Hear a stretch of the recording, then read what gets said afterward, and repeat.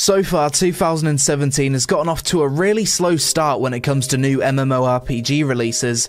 I'm sure a lot of you feel like there's not much to look forward to at the moment, but hopefully with this video, I can give you some insight into a new upcoming MMO that I'm personally really excited for, Ashes of Creation. Ashes of Creation is a brand new open world MMORPG that's being developed in Unreal Engine 4, and if you haven't noticed already, it looks visually amazing. The game's set in high fantasy in a civilization untouched for thousands of years, and aims to provide content for fans of both PvP and PvE. Something many of you will be glad to hear is that this game is being worked on by a Western team of developers known as IntrepidStudios, a team made up of industry vets that have worked on titles such as EverQuest, PlanetSide 2 and Star Wars Galaxies. Let's start by talking about one of the most unique aspects of Ashes of Creation, its node system.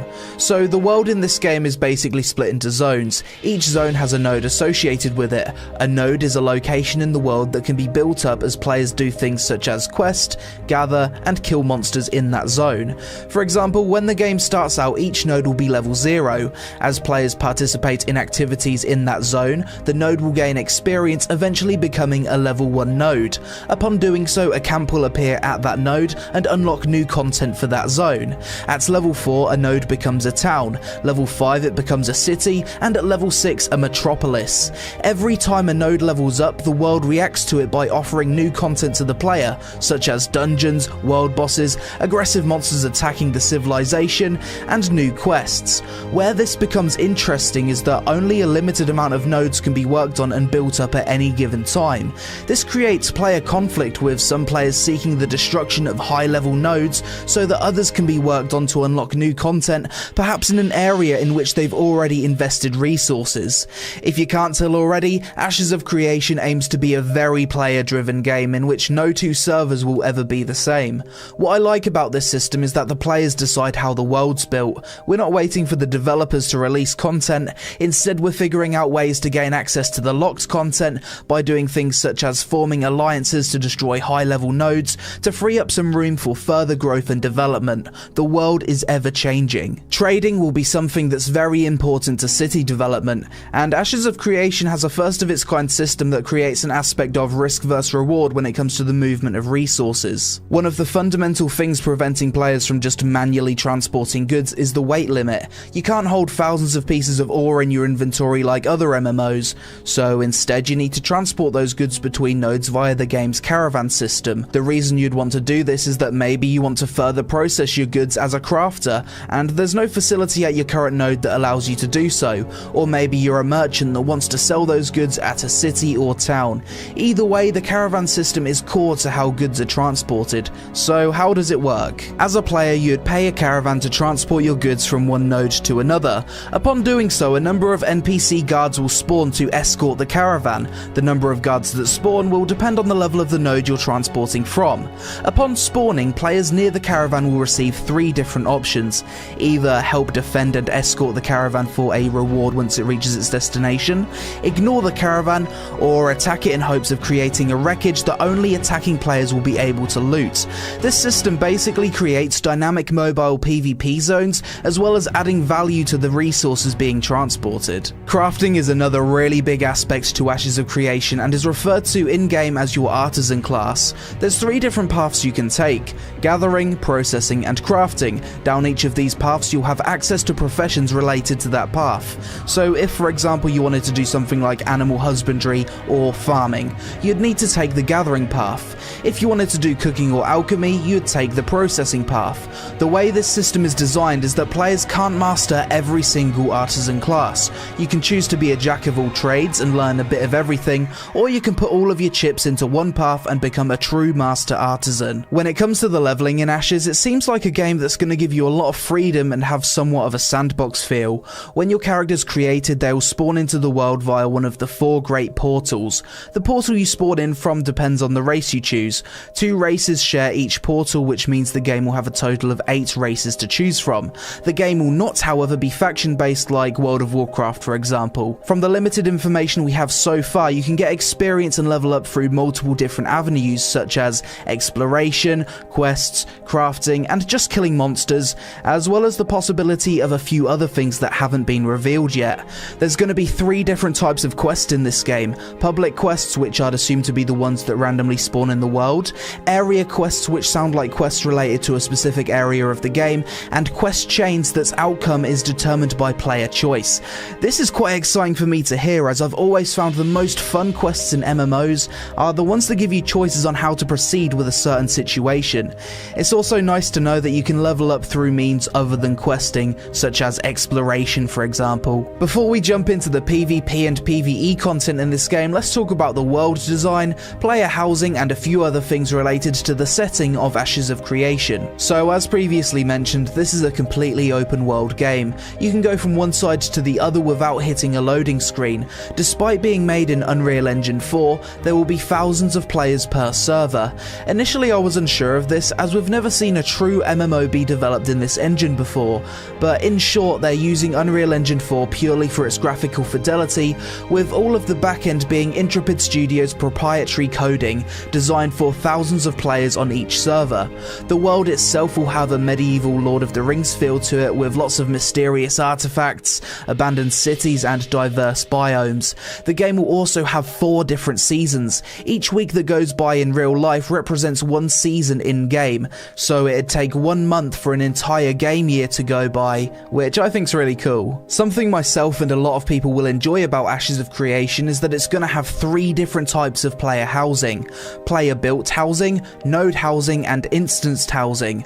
Player-built housing is what you'd assume it to be, a house built by a player. To do this, they'll have to gather things like logs, tools, and rocks, find an empty plot of land, and build a house. From what I can tell, this will occupy real space in the game world, and players can go on to grow crops outside that house if they choose to be a gathering artisan. Node housing is another form of house that takes up real space in the game world. Instead of building it yourself though, you simply purchase it once the node has reached a certain level. As the node continues to level up, the house will level up with it, eventually becoming a huge mansion at the city or metropolis stage. I'm not too sure how the instanced housing will work, but I'd assume it'd be accessed by going through a portal or something, perhaps similar to how housing in WildStar works, for example. PvP in Ashes of Creation will offer content for fans of both small-scale and large-scale PvP. For small-scale, the game will include dueling, an arena system with ladders and competitive rankings, the caravan system I mentioned earlier, and a bounty hunter system in which corrupt players will appear on the map for bounty hunters to track down and kill for a reward. For large-scale PvP, there will be sieges for guilds to control nodes and castles which have destructible environments, as well as a guild war system. For someone like me that loves large-scale PvP in MMOs, this has me extremely excited. Apparently the maximum guild size will also be around the 300 mark too, so these battles will be bloody huge. Outside of the PvP though, there will be a big emphasis on leveling up your guild. In doing so, you'll get guild-specific abilities and other rewards. Something a lot of non-PvP players will be concerned with is griefing, but Ashes of Creation already has a system in place to prevent this from happening to a certain extent. So by default, players will be flagged as non-combatants, the green state. If they attack another player, they become a combatant, the purple state. If the player they attack decides to retaliate, that player also becomes purple. As a combatant, the death penalties are lower to incentivize PvP. However, if a combatant flags and kills a player that's a non-combatant, they will then become corrupt, the red state.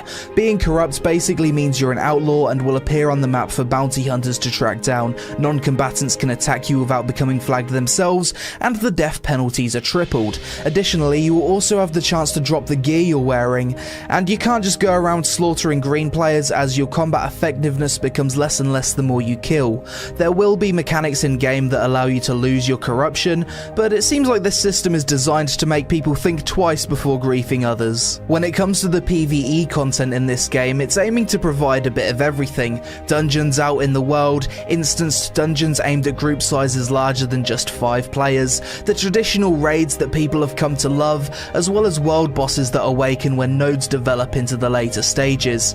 In short, PvE contributes contributes heavily to how the world's built, and PvP is the catalyst for change. This game's all about creation and destruction, with PvE and PvP being yin and yang to how that plays out. Before we wrap up this video, let's talk about the business model for this game, as I'm sure a lot of you will be saying to yourselves at this point, I hope it's not another pay-to-win MMO, and so far things are looking positive in that regard.